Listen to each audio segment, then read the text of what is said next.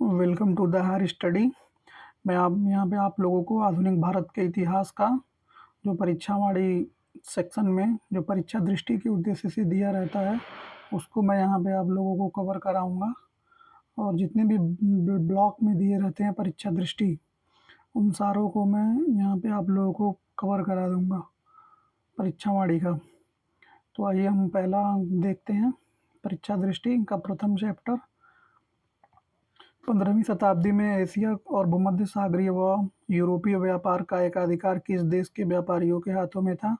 तो अरब और इतालवी व्यापारियों के हाथों में था। पुर्तगाल के किस शासक ने मसाले के व्यापार पर नियंत्रण स्थापित करने की इच्छा से भारत के लिए सीधे समुद्री मार्ग की खोज की आज्ञा प्रदान की थी? तो डॉन हेनरिक ने किया था। इसे हेनरी द नेविगेटर की संज्ञा भी दी गई है। संभवतः मध्य युग की किसी भी अन्य घटना का सभ्य संसार पर इतना प्रभाव नहीं पड़ा जितना कि भारत जाने के समुद्री मार्ग खुल जाने से। ये कथन किसका है? डॉडवेल का।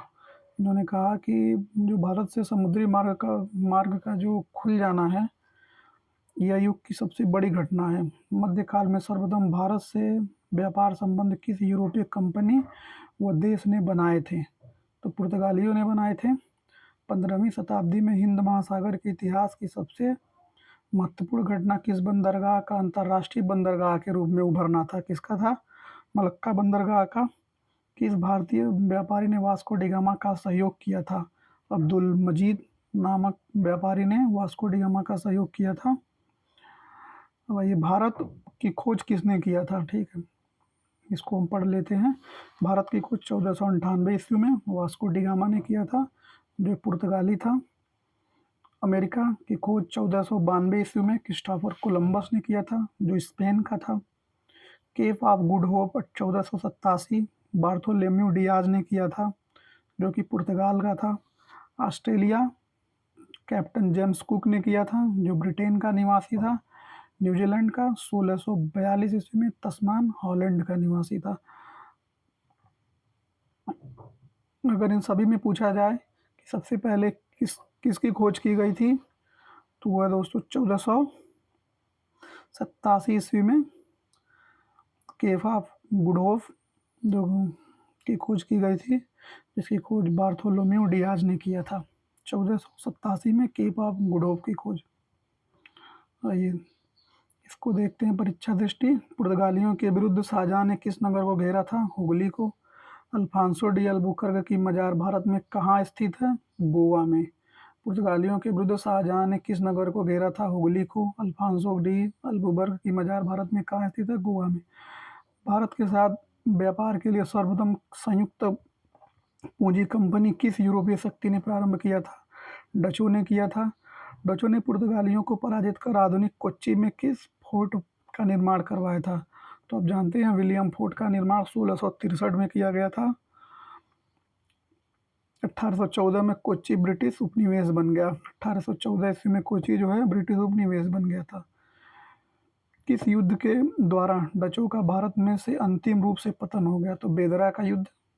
इसमें डचों का पतन हो जाता है। 1759 ईस्वी में डचों एवं अंग्रेजों के मध्य हुआ था, जिसमें अंग्रेज विजयी होते हैं और डचों की पराजय होती है। प्रथम डच फैक्ट्री की स्थापना भारत में किसने, कब और कहाँ की थी? तो वानदेर हंगे ने 1605 ईस्वी में मसूलीपट्टनम में की थी। प्रथम डच फैक्ट्री की स्थापना 1605 में मसूलीपट्टनम वानदेर हंगे ने की थी। यूरोपीय व्यापारियों में भारतीय वस्त्र को प्रमुख निर्यात की वस्तु बनाने का श्रेय किसे प्राप्त है? डचों को। किसे प्राप्त है? डचों को प्राप्त है। भारत आने वाला प्रथम अंग्रेजी जहाज का क्या नाम था? Red dragon. Red dragon Bharat आने वाला प्रथम अंग्रेजी जहाज था। ईस्ट इंडिया कंपनी की स्थापना के समय भारत में किसका शासनकाल था? सम्राट अकबर का शासनकाल था। ईस्ट इंडिया कंपनी की स्थापना के समय भारत में सम्राट अकबर का शासनकाल था। किस मुगल शासक के काल में अंग्रेजों का भारत आगमन हुआ? जहांगीर के काल में 1608 ईस्वी में अंग्रेजों का आगमन हुआ था। अंग्रेजों ने अपनी पहली व्यापारिक कोठी कब और कहाँ स्थापित की थी? अंग्रेजों ने अपनी पहली व्यापारिक कोठी 1608 में सूरत गुजरात में स्थापित की थी। भारत भारत आने वाला प्रथम ब्रिटिश नागरिक कौन था? जॉन मिल्डन हॉल था। भारत आने वाला प्रथम ब्रिटिश नागरिक कौन था? जॉन मिल्डन हॉल था। कैप्टन हॉकिंस को जहांगीर ने कौन सी उपाधि प्रदान की थी? खान की उपाधि प्रदान की थी। विलियम फिंच कौन था? कैप्टन हॉकिंस के साथ भारत आने वाला यात्री जिसने अनारकली के दंत कथा का उल्लेख किया था।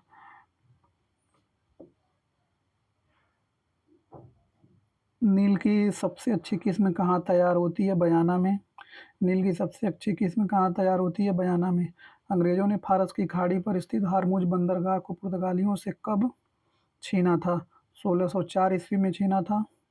जेम्स प्रथम का कौन सा राजदूत जहांगीर के दरबार में गया? पहले गया था कैप्टन हॉकिंस एवं सर टॉमस रो गया था। कैप्टन हॉकिंस और सर टॉमस रो गया था। मुगल सम्राट औरंगजेब और अंग्रेजों के बीच प्रथम मुकाबला कब और कहाँ हुआ था? मुगल सम्राट औरंगजेब और अंग्रेजों के बीच में प्रथम मुकाबला हुआ था 1686 में हुगली में हुआ था। बंगाल का चीफ एजेंट कौन था? विलियम हेजेज था। बंगाल का चीफ एजेंट कौन था? William hedges. मुगल भारत में सूती वस्त्र, नील, अफीम और चाय में से अंग्रेजी व्यापार की सर्वाधिक महत्वपूर्ण वस्तु क्या थी? सूती वस्त्र थी। इन सब की सबसे जो महत्वपूर्ण वस्तु थी वो सूती वस्त्र था। अंग्रेजों को सुनहरा फरमान कब प्रदान किया गया था? 1632 ईस्वी में। अंग्रेजों को सुनहरा फरमान 1632 ईस्वी में दिया गया था। ईस्ट इंडिया के कंपनी ने किन वस्तुओं पर भारत से निर्यात करती थी? सूती कपड़ा, नील, कच्चा रेशम एवं मसाला। सूती कपड़ा, नील, कच्चा रेशम और मसाला। सूती कपड़ा, नील, कच्चा रेशम और मसाला। याद कर लीजिए पूरा आप लोग यहाँ पे। किस अंग्रेजी गवर्नर को औरंगजेब ने भारत से निष्कासित कर दिया था? सर जॉन चाइल्ड को। औरंगजेब ने भारत से भगा दिया था सर जॉन चाइल्ड को। जॉन सरमन मिशन किस मुगल शासक के दरबार में गया था? फर्रुखसियर के दरबार में गया था। जॉन सरमन मिशन किस मुगल शासक के दरबार में गया था? फर्रुखसियर के दरबार में गया था। इंटरपोलर कौन थे? एशिया में मुक्त व्यापार करने वाले अंग्रेज व्यापारी। एशिया में मुक्त व्यापार करने वाले अंग्रेज व्यापारियों को इंटरपोलर कहा जाता था। अंग्रेजों का कलकत्ता की जमींदारी किस सूबेदार ने प्रदान की थी? अंग्रेजों को जो है कोलकाता की जमींदारी अजीमुसान ने दी थी। किसने दी थी? अजीमुसान ने दी थी। अजीमुसान ने प्रदान की थी। अर्काट पर घेरा कब डाला गया था? 1751 ईस्वी में अर्काट पर ढेला। सेंट थोमे या डीआर का युद्ध कब और किसके मध्य हुआ? कैप्टन पैराडाइज के अधीन फ्रांसीसी सेना व कर्नाटक के नवाब अनवरुद्दीन की सेना के बीच लड़ा गया था। फ्रांसीसी सेना ने नवाब को हरा दिया था। फ्रांसीसी सेना ने क्या किया था? नवाब को हरा दिया था। पांडिचेरी के फोर्ट लुई का निर्माण किसने किया था? फ्रांसिस मार्टिन ने किया था। फ्रांसिस मार्टिन ने किया था। फ्रांसीसी बस्तियों का वास्तविक संस्थापक किसे माना जाता है? फ्रांसिस ही मार्टिन को माना जाता है। रिजविक के संधि के द्वारा पांडिचेरी वापस किसे मिली? फ्रांसीसियों को मिली थी। रिजविक संधि के द्वारा पांडिचेरी वापस किसे मिली थी? फ्रांसीसियों को मिली थी। ये आप लोग याद रखिएगा। फिजियोक्रेट कौन थे? फिजियोक्रेट कौन थे? मुक्त व्यापार करने के पक्षधर फ्रांसीसी व्यापारी थे फिजियोक्रेट। इंटरपोलर कौन थे? एशिया में मुक्त व्यापार करने वाले व्यापारी थे। फिजियोक्रेट कौन थे? मुक्त व्यापार करने के पक्षधर फ्रांसीसी व्यापारी थे। यह फ्रांसीसी व्यापारी हैं। कर्नाटक का प्रथम युद्ध जिसे जिसे कि सेंट टोमे का युद्ध भी कहा जाता है, तत्कालिक कारण क्या था? कर्नाटक के प्रथम युद्ध को सेंट टोमे का युद्ध भी कहा जाता है। इसका प्रथम कारण था एक ब्रिटिश नौसेना अधिकारी बर्नेट द्वारा कुछ फ्रांसीसी जहाज़ों पर कब्जा कर लेना। पांडिचेरी की संधि कब हुई थी? 1755 ईस्वी में हुई थी। याद रहे आप लोगों को। पांडिचेरी की संधि 1755 ईस्वी में होती है। फ्रांसीसी सहायता से 1765 ईस्वी में एक आधुनिक शास्त्रागार की स्थापना कहाँ हुई थी? फ्रांसीसी सहायता से 1765 में एक आधुनिक शास्त्रागार की स्थापना डिंडीगुल में हुई थी। 17वीं शताब्दी में भारत और जावा के मध्य व्यापार पर प्रभुत्व किस यूरोपीय शक्ति का था? 17वीं शताब्दी में डचों का था।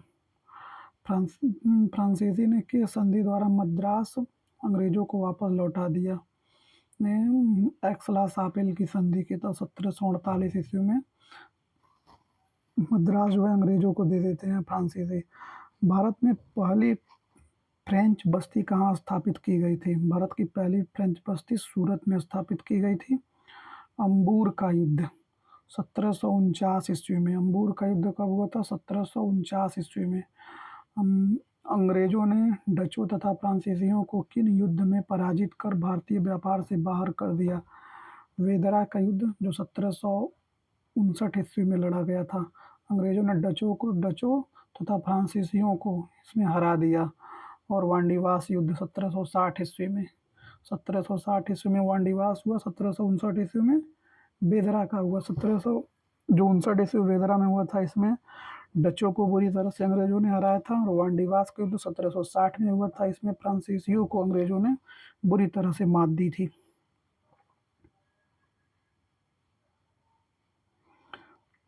आ जाइए हम लोग देख लेते हैं आंग्ल फ्रांसीसी कर्नाटक युद्ध। एक दृष्टि में देख लेते हैं यहाँ पे कौन सी संधि हुई थी और कब युद्ध हुआ था और उस समय का शासक कौन था। तो प्रथम कर्नाटक युद्ध हुआ था 1746 से 48 ईस्वी में। ऑस्ट्रिया के उत्तराधिकार का युद्ध इसको कहा जाता, कारण था। असंधि होती है, शापिल की संधि होती है। इस युद्ध में भारतीय नरेशों की दुर्बलता को प्रकट कर दिया था। और द्वितीय कर्नाटक युद्ध होता है 1749 ईस्वी में। इसमें कर्नाटक तथा हैदराबाद के आंतरिक मामले में विवाद होता है। उसमें होती है पांडिचेरी की संधि 1755 में। यह युद्ध अनिर्णायक किंतु यह पक्ष भारी रहा। और तृतीय कर्नाटक युद्ध होता है 1756 से 63 ईस्वी में। इसको सप्तवर्षीय युद्ध से प्रभावित बोला जाता है। इसमें होती है पेरिस की संधि। और वांडीवास के युद्ध में अंग्रेजों ने फ्रांसीसियों को निर्णायक रूप से पराजित कर दिया था।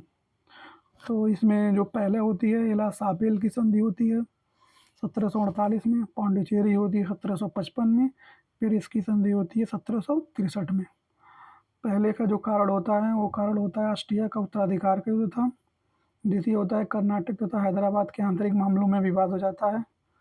और तृतीय कर्नाटक युद्ध जो 1756 से 63 में होता है वो सप्तवर्षीय युद्ध से प्रभावित होता है। और इसी में क्या होता है, फ्रांसीसियों का जो है बुरी तरह से इसमें पतन हो जाता है।